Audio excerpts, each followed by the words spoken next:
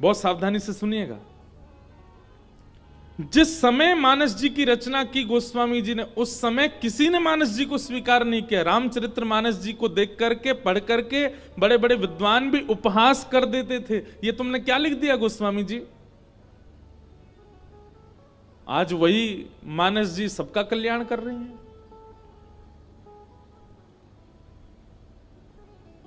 तो प्रेम के आश्रय में जब व्यक्ति जाता है तो कहीं ना कहीं लोक लाज मर्याद कुल धर्म शास्त्र इन सबसे वो परे हो जाता है, विरुद्ध नहीं, परे। हमारे ब्रज में गाते हैं, कौन पावे आको पार, प्रेम ने दिया कि सदा उल्टी बहे धार। जहां सीधो ही सीधो सब काम है जाए भैया, वो प्रेम ना है, फॉर्मेलिटी है। और जहां सब काम टेढ़े ही टेढ़े हों, वही प्रेम है, वही प्रेम है।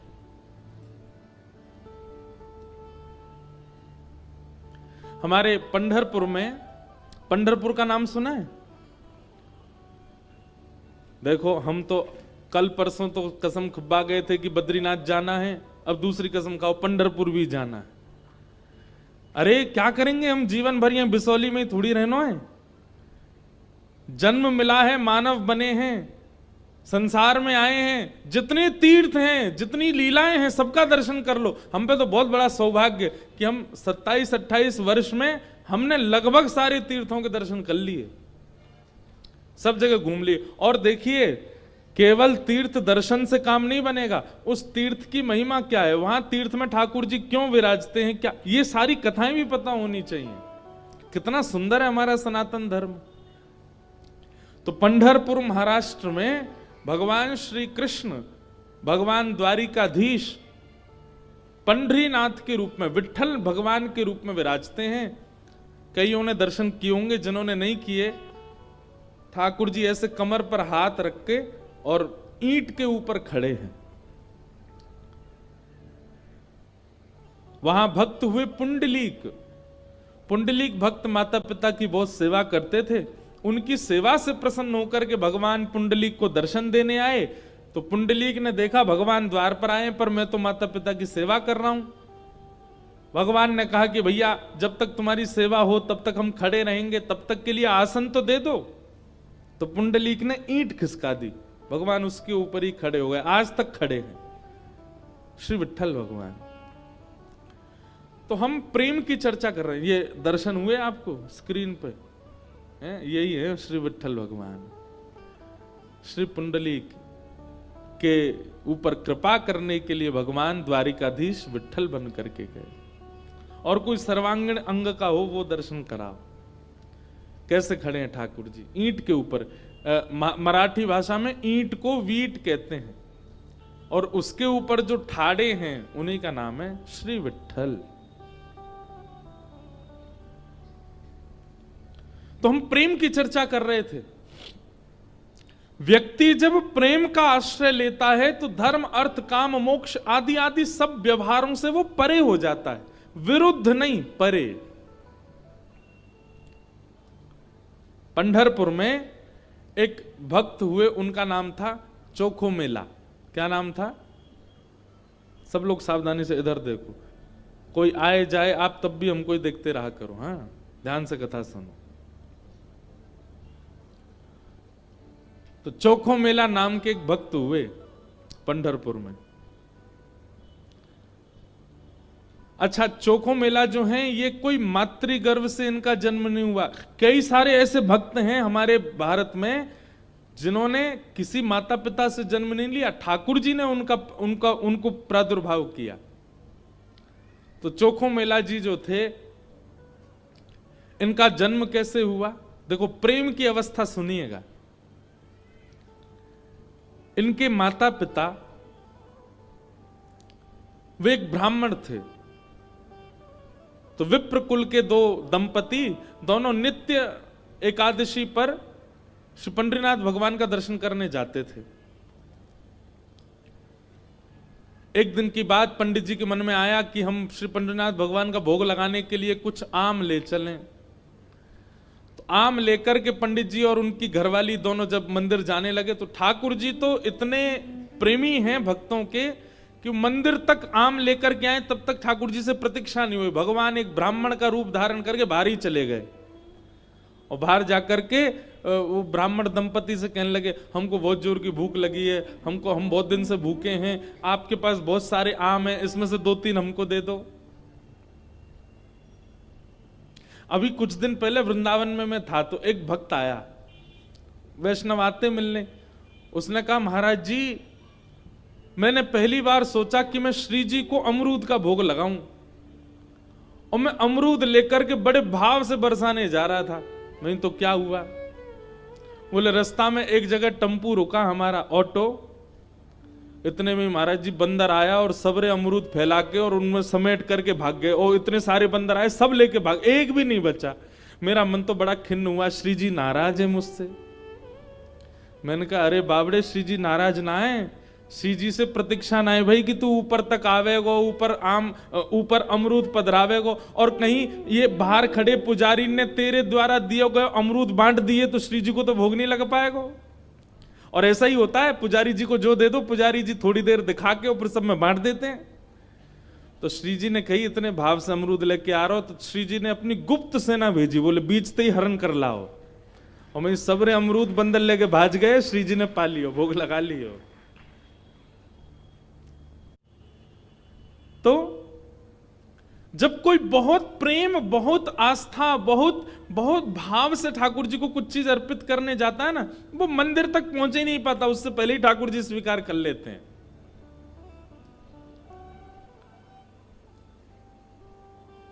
अब कभी ऐसी घटना घटे तो देखना, जबरदस्ती मत करना कि रबड़ी लेके गए और बंदर कोई दिखा रहे हैं दूर से, जे ले जाए तो हम समझेंगे कि हाँ भोग लगेंगे।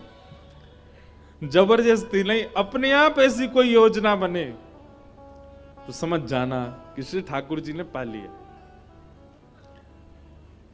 तो भगवान पहुंच गए और दंपति के पास जाके कहने लगे, बोले हमको आम दे दो, बहुत जोर की भूख लगी है, आप इतने सारे आम लेके जा रहे हो, उनमें से 2-3 ही दे दो।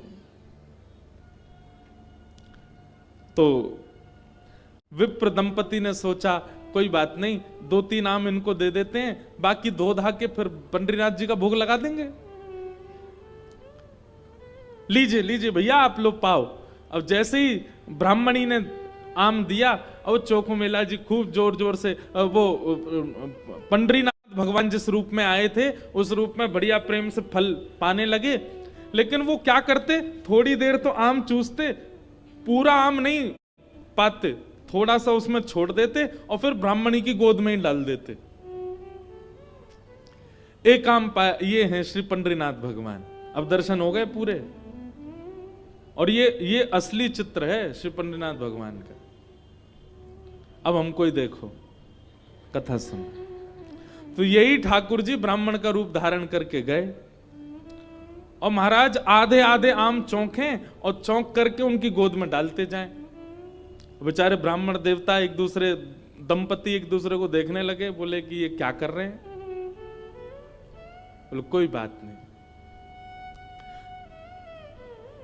2-4 आम पा करके और उच्छिष्ट छोड़ छोड़ करके उनकी गोद में ब्राह्मण तो चले गए। अभी दोनों दंपति सोचने लगे, कोई बात नहीं, 2-3 आम बचे, इनको धो के पंडरीनाथ भगवान का भोग लगा देंगे, और ये जो आम ये हमारी गोद में छोड़ गए, इनको बांध लो, कोई जानवर या कोई जीव मिलेगा उसको दे देंगे। अभी इनमें आम बचे हैं, कोई जीव खा लेगा। जैसे ही दोनों आगे बढ़े तो ब्राह्मण तो थोड़े आगे चले गए, पत्नी धीरे धीरे पीछे आ रही थी। तभी उसको अचानक इतना भार लगने लगा, वो जो उसने झोली सी बनाई थी, इतना भार लगने लगा कि एक तरफ की ओर वस्त्र खिंचने लगा। जैसे उसने देखा मेरी झोली इतनी भारी हो गई, खोल करके देखा तो वहीं एक नन्हा सा बालक था, उसी का नाम पड़ा चोखो मेला। उनका नाम चोखो मेला इसलिए पड़ा क्योंकि भगवान ने आम चौंक करके और गोद में मेल दिया, इसीलिए नाम उनका चोखो मेला। अब इनके कोई माता पिता नहीं है, ये ठाकुर जी ने इनको भेजा है। और ठाकुर जी जिसको भेजते हैं ना, वो निश्चित है कि संसार के भक्तों को पथ दिखाने के लिए भेजते हैं। हमने एक चीज अनुभव की भैया, अधिकतर भक्तों के चरित्रों में देखा गया कि उनका जन्म सामान्य हमारी तरह नहीं हुआ, कुछ ना कुछ अलग होता है। जैसे गोस्वामी तुलसीदास जी महाराज के लिए आता है कि जैसे ही उनका जन्म हुआ, जन्म लेते ही उनके 3200 दांत थे। बालक के दांत होते हैं जन्म लेते ही, तो गोस्वामी जी के दांत थे। और उनके परिवार और गांव के लोगों ने यह सोचा कि ओहो, इसके तो सारे दांत निकल आए, ये अपशगुन बालक है। अपशगुन मान करके उनको थोड़ा किनारे कर दिया।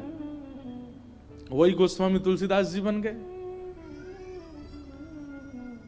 सूरदास जी महाराज जन्म से ही अंधे हुए, उनके नेत्र ही नहीं थे। सब भक्त ऐसे नहीं होते, पर अधिकतर भक्तों के साथ कुछ जन्म से ही ऐसी स्थिति होती है कि जिसको संसार के लोग ये समझेंगे ये तो अपशगुन है, ये तो अच्छा नहीं हुआ। ठाकुर जी ने देखो उसके संग कैसा किया, अष्टवक्र, जन्म से ही 8 जगह से टेढ़े थे। ऐसी चोखो मेला। अब चोखो मेला को देख करके, उस बालक को देख करके ब्राह्मणी ने मन में विचार किया, अगर मैं इस बालक को लेकर के गई तो सब लोग पूछेंगे ये कैसे जन्मा, मैं सबको क्या उत्तर दूंगी? मेरी बात कोई नहीं मानेगा कि झोली में अपने आप आ गया। और इस भय से कि संसार के लोग क्या कहेंगे, उन्होंने उस बालक को एक सुरक्षित सा वृक्ष था उसके नीचे छोड़ दिया, उसको स्वीकार नहीं किया। तभी कुछ चर्मकार वहां से निकल रहे थे, उनमें से एक की दृष्टि पड़ी और उस रोते हुए बालक को देख करके उन्होंने उसको स्वीकार किया और भगवत प्रसाद मान करके एक चर्मकार परिवार ने चोखो मेला जी का पालन पोषण किया। धीरे धीरे वो बड़े हुए। अब क्योंकि उनके माता पिता चर्मकार परिवार के हैं, इसलिए कई जगह उनको मंदिर में जाने से रोक दिया जाता। पर ठाकुर जी तो किसी की जात पात नहीं देखते ना, ठाकुर जी तो सबसे प्रेम करते हैं। बंधुओं, ये सब हमने बनाया, हम मानवों ने कर दिया है ये सब विभाजन। कई बार ब्राह्मण कुल में जन्म लेने के बाद भी उतनी पवित्रता, शुद्धता नहीं होती है, और कई बार इतने श्रेष्ठ कुल में न जन्म लेने के बाद भी बहुत पवित्र होता है मानव। वास्तविकता यह है कि जन्म से हमारी जात पात नहीं होती है, हमारे स्वभाव से होती है, हमारे गुण से होती है, हमारे कर्म से होती है। सब लोग इधर देखो, ध्यान से सुनो। चोखो मेला जी अपने पिता के साथ में खेती बाड़ी करते थे। एक दिन खेती करते करते उनके मन में आया, इतने सुंदर सुंदर फल, इतने सुंदर सुंदर सब्जियां हुई हैं, मैं क्यों ना इन फलों को पंडरीनाथ भगवान का भोग लगाने ले जाऊं। तो उन्होंने क्या किया, एक केले के वृक्ष से खूब सारे केले ले लिए और एक झोला में बांध करके चल दिए। पंढरपुर से 12 किलोमीटर दूर उनका गांव था। जैसे ही पहुंचे पंढरपुर, इतने आनंद में भर गए कि उन्होंने विचार ही नहीं किया। बहुत लोगों ने रोकने का प्रयास किया कि इनको मंदिर में ना घुसने दिया जाए, ये अधिकारी नहीं है, लेकिन वो तो इतने भाव में आ गए कि वो घुसते ही चले गए। और जैसे भीतर पहुंचे महाराज, लोगों ने घेर करके चोखो मेला जी को पीट दिया, बहुत मारा, उनके वस्त्र फाड़ दिए, सिर में चोट लगी, हाथ में चोट लगी, पैरों में चोट लगी, सब जगह इतना जख्म दे दिया।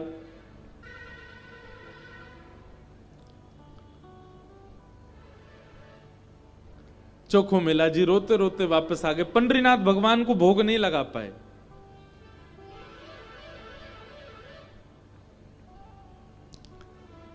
शाम का समय चोखो मेला जी अपने सब घावों को, जहां जहां से रक्त निकल रहा था, साफ कर रहे थे और गुस्सा कर रहे थे। बोले अब नहीं आऊंगा आपके पास। बैठ गए हो, ईंट के ऊपर खड़े हो गए हो, इतने सारे अपने आगे जो है धर्म शास्त्र के मर्मज्ञ लगा दिए हैं, वे सब जात पात देख करके दर्शन कराते हैं। खड़े रहो, बने रहो महाराज अपने रूप में, हम तो नहीं आएंगे आपका। अरे कुछ करने थोड़ी आया था, कुछ मांगने थोड़ी आया था, अपने खेत के बढ़िया फल लेकर के आपका भोग लगाने आया था। इतने में ही नील वर्ण के श्याम सुंदर पीतांबरी पहने चलते हुए चोखो मेला के पास प्रत्यक्ष प्रकट होके आ गए। चल करके आए और चोखो मेला के पास आकर के गले में गलवैया डाल करके बैठ गए। ए चोखा, नाम ही भगवान उसको चोखा बोलते। ए चोखा, तो इतना उदास क्यों हो रहा है? बोले उदास? इतना पिटवाया हमको, हाथ पांव सब तोड़ ताड़ दिए हमारे, और अब मेरे घर आ गए हो, मेरे गले में गलवैया डाल करके बैठे हो। ये सब लीला क्यों करते हो आप? वहां क्यों नहीं रोका आपने सब पुजारियों को, पंडाओं को, ये सब ब्राह्मणों को? ठाकुर जी बोले, देख चोखा, वे सब मुझे पूजते तो हैं, मेरी सेवा तो करते हैं, पर मुझको पाषाण मानते हैं, मुझको मूर्ति ही मानते हैं। और जो मुझे पाषाण मानता ना, उनके लिए मैं पाषाण ही रहता हूं। उनके लिए ना मैं बोलता हूं, ना मैं हंसता हूं, मैं बस एक टक खड़ा रहता हूं, ना मैं खाता हूं, ना मैं पीता, कुछ नहीं।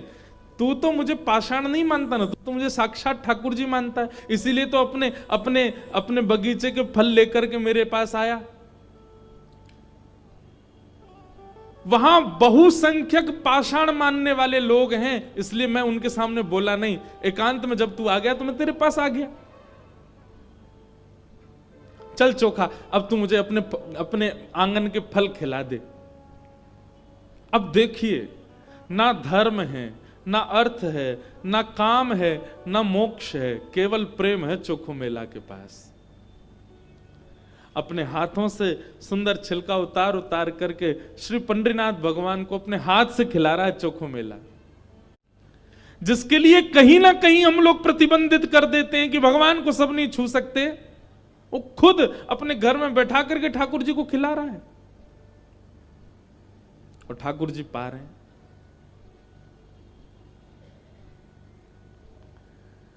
भगवान ने 2-3 केला पाए और 2-3 केला पाने के बाद में भगवान बोले, ए चोखा सुन, अब मत खिला, अब बाकी के जितने बच्चे हैं ये सब मेरी पीतांबरी में बांध दे। चोखा बोला, वहां जाकर के पाओगे, सारे मेरे सामने ही पा लीजिए ना, आप बांध करके क्यों ले जा रहे हो, यहीं प्रेम से पालो। पंडरीनाथ भगवान बोले, अरे मैंने अपना तो पा लिया, ये बाकी के तो मैं पंढरपुर में रुक्मणी जी बैठी हैं, वो भी भूखी हैं, उनके लिए ले जा रहा हूं, उनको जाके मैं पवा दूंगा। आज चोखा, तेरे ऊपर इतना प्रहार किया ना सबने, तेरे ऊपर इतना अत्याचार किया सबने, इसलिए मैंने और रुक्मणी जी ने आज भोजन ही नहीं किया, हम दोनों भूखे हैं। अब मैंने तो पा लिया, अभी रुक्मणी जी के लिए ले जाऊंगा। चोखा मेला खूब रोने। अब मैं यहां तो गा नहीं सकता, मुझे आते भी नहीं, मराठी में इतने सुंदर सुंदर पद हैं उनके। भगवान अपनी पीतांबरी में केले बांध करके पंढरपुर आ गए और पंढरपुर में आकर के रुक्मणी जी को पवाया। प्रातः काल ब्रह्म मुहूर्त में जैसे ही कपाट खुले श्री पंडरीनाथ भगवान के, चारों ओर केले के छिलके पड़े हैं और केले के छिलके देख करके सब पंडा पुजारी बोले हम तो कपाट बंद करके गए, ये केला के छिलका यहाँ कैसे पड़े हैं, ये कौन लेके आया? तभी एक उनमें से बोले कल वो आया था ना, एक चर्मकार का बालक, वही अपने संग बांध के लेके आया था इतने सारे केले, उसको सुबह तो हमने मार पीट के भगा दिया, निश्चित ही वो कहीं से रात में आ गया है और रात में आकर के सब यहाँ खा करके गया है ठाकुर जी के आगे। उसका उद्देश्य तो गर्भगृह को बेकार करना ही था, इसलिए ये सब हुआ है, ये उसी ने किया है। और सब पंडा पुजारी नाराज हो गए, अपने हाथ में डंडा ले करके कमर कस के सब पहुंच गए चोखो मेला के घर, और वहां पहुंच करके घर से निकाल करके फिर पीटा उनको, फिर मारा। कितनी परीक्षा लेते हैं ठाकुर जी, हम तो नेकाद में घबरा जाते हैं। चोखो मेला घर में सो रहे थे और घर में जाकर के वहां से घसीट करके उनको मारा सबने। बोले अरे दुष्ट पापी, तुझको मंदिर में नहीं जाने दिया तो रात्रि तू गर्भगृह में घुस गया।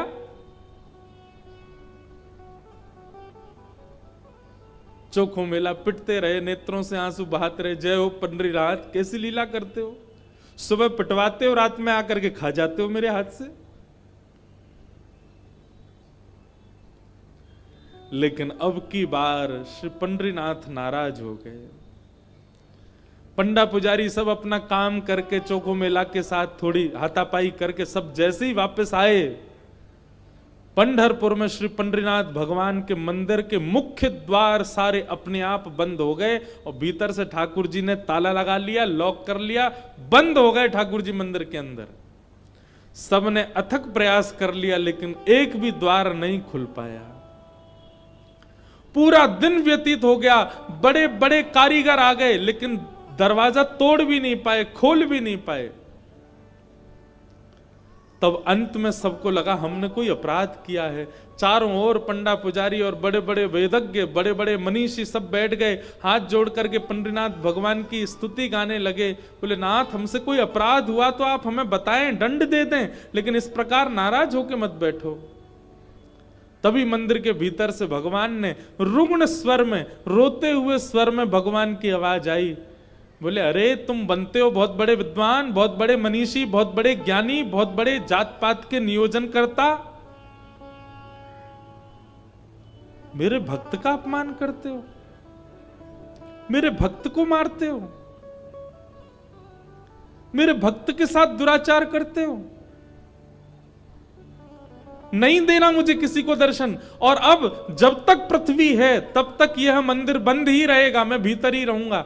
जो मेरे परम वैष्णव भक्त होंगे उनके लिए द्वार खुलेंगे, वो अंदर आएंगे, बाकी सब बाहर खड़े रहो। सब वैष्णवों ने प्रणाम करके कहा नाथ ऐसे नाराज मत होइए, आप बताइए हमसे क्या अपराध हो गया है, उसका प्रायश्चित कैसे होगा, कृपा करके बताओ। भगवान बोले मेरे चोखो मेला को जिस प्रकार तुम लोगों ने सबने जुट बना करके जाकर के उसको मारा है, अब तुम सभी वेदज्ञ, तुम सभी ब्राह्मण, तुम सभी श्रेष्ठ जन पाल की सजा के लेके जाओ और चोखो मेला को बिठा करके नाचते गाते उत्सव जैसे एक मेरी पाल की सवारी निकालते हो, ऐसे चोखो मेला की सवारी पूरे नगर में घुमाते हुए मेरे सामने लेकर के आओ, तब मेरे द्वार खुलेंगे, तब मैं तुमको क्षमा करूंगा, नहीं तो नहीं करूंगा। बड़े बड़े विद्वान, बड़े बड़े ब्राह्मण, बड़े बड़े वेदज्ञ, बड़े बड़े मनीषी भगवान की आज्ञा मान करके गए और चोखो मेला जी को जाके प्रणाम किया।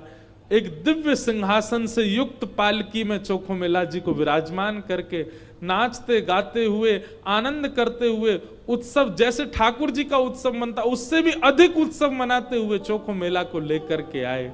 और जैसे ही पंडरीनाथ भगवान के सामने पालकी पहुंची, अपने आप मंदिर के सारे द्वार खुल गए और मानो आज लग रहा था कि भक्त भगवान का नहीं, भगवान भक्त का दर्शन कर रहे हैं, भगवान चोखो मेला का दर्शन कर रहे हैं।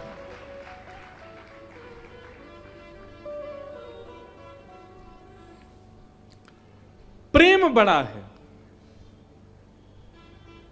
ज्ञान बड़ा नहीं, ज्ञान आवश्यक है, वैराग्य आवश्यक है, सब कुछ आवश्यक है, पर प्रेम प्रधान है।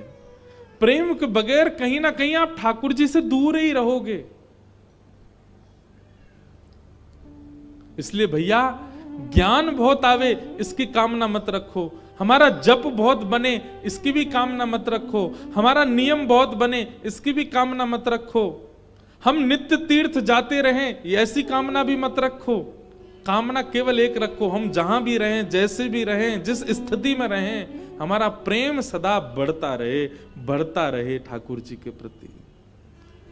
और श्रीमद् भागवत प्रेम प्रकट कराने वाला ग्रंथ है। ज्ञान चाहिए तो अन्य शास्त्रों को पढ़ लीजिए, वैराग्य चाहिए तो अन्य शास्त्रों के पास चले जाइए, लेकिन प्रेम चाहिए तो भागवत जी की शरण में आइए। प्रेम के वश अर्जुन रथ हाँ क्यों, प्रेम के वश अर्जुन रथ हाँ क्यों, भूल गए ठकुराई हो, भूल गए ठकुराई। सबसे ऊंची प्रेम सगाई, सबसे ऊंची प्रेम सगाई, सबसे ऊंची प्रेम सगाई, सबसे ऊंची प्रेम सगाई। हे दुर्योधन की मेवा त्यागी, दुर्योधन की मेवा त्यागी, दुर्योधन की मेवा त्यागी, दुर्योधन की मेवा त्यागी। साक विदुर कर खाई, ओ साक विदुर कर खाई, साक विदुर घर खाए, ओ साक विदुर घर। करताल बजा के गाओ। सबसे ऊंचे प्रेम सगाई, सबसे ऊंची प्रेम सगाई, सबसे ऊंची प्रेम सगाई, सबसे ऊंची। श्री राधा रमण लाल की।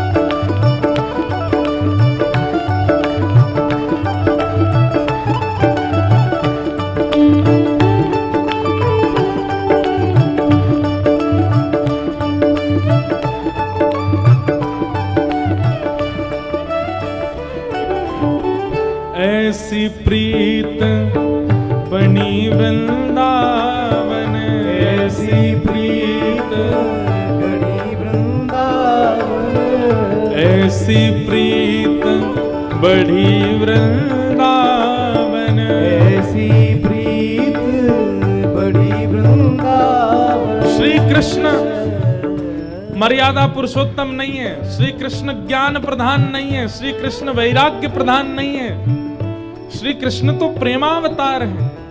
उनकी प्रत्येक लीला केवल प्रेम के वश में होकर के की गई है। ऐसी प्रीत बढ़ी वृंदावन, ऐसी प्रीत बढ़ी वृंदावन। हे गोपियन रास रचाए, ओ गोपियन नाच नचाए, गोपियन रास रचाए,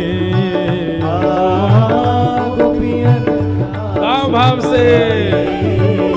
सबसे ऊंचे प्रेम सगाई, सबसे ऊंची प्रेम सगाई, सबसे ऊंची प्रेम सगाई, सबसे ऊंची प्रेम सगाई, ओ सबसे ऊंची प्रेम सगाई, सबसे ऊंची प्रेम सगाई। हे सूरकूर एहि लायक नाही, सूरकूर एहि लायक नाही। देखो इस पद में सूरदास जी अपने आप को क्या कह रहे हैं? कूर।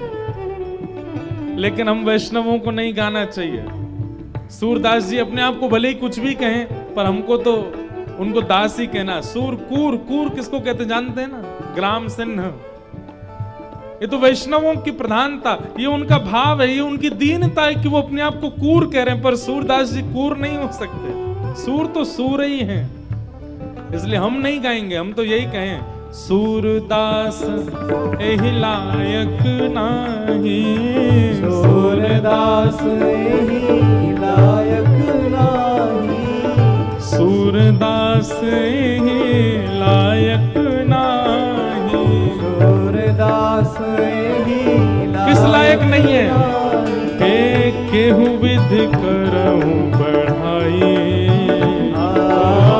केहू विधि करूं बढ़ाई, हाँ कहीं विधि करहूं बढ़ाई, ओ कहीं विधि करूं बढ़ाई, ओ सबसे ऊंची प्रेम सगाई, सबसे ऊंची प्रेम सगाई, सबसे ऊंची प्रेम सगाई, सबसे ऊंची प्रेम सगाई। हे दुर्योधन की मेवा त्यागी, दुर्योधन की मेवा त्यागी, दुर्योधन की मेवा त्यागी, दुर्योधन की मेवा त्यागी, हे साक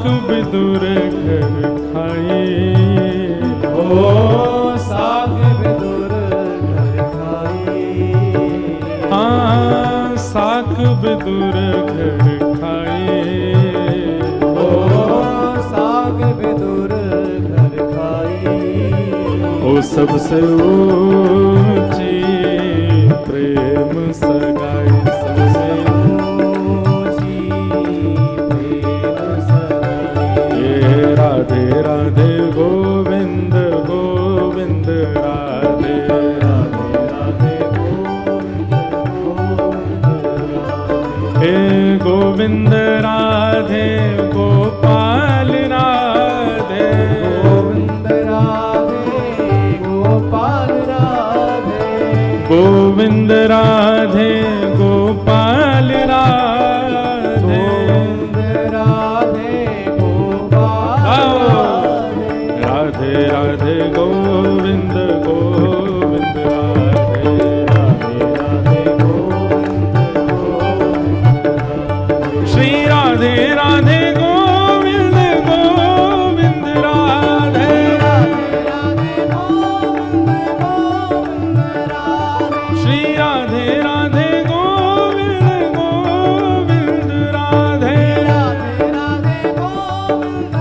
गोविंद राधे, श्री गोविंद राधे गोपाल श्री गोविंद राधे, राधे गोपाल राधे, गोविंद राधे गोपाल श्री गोविंद राधे, राधे गोपाल राधे, जय गोविंद राधे गोपाल राधे, जय गोविंद राधे गोपाल राधे, जय गोविंद राधे गोपाल राधे, जय गोविंद राधे गोपाल राधे, हे प्यारे राधे राधे गोविंद गोविंद राधे राधे, राधे राधे गोविंद गोविंद राधे, जय राधे राधे गोविंद गोविंद राधे, राधे राधे गोविंद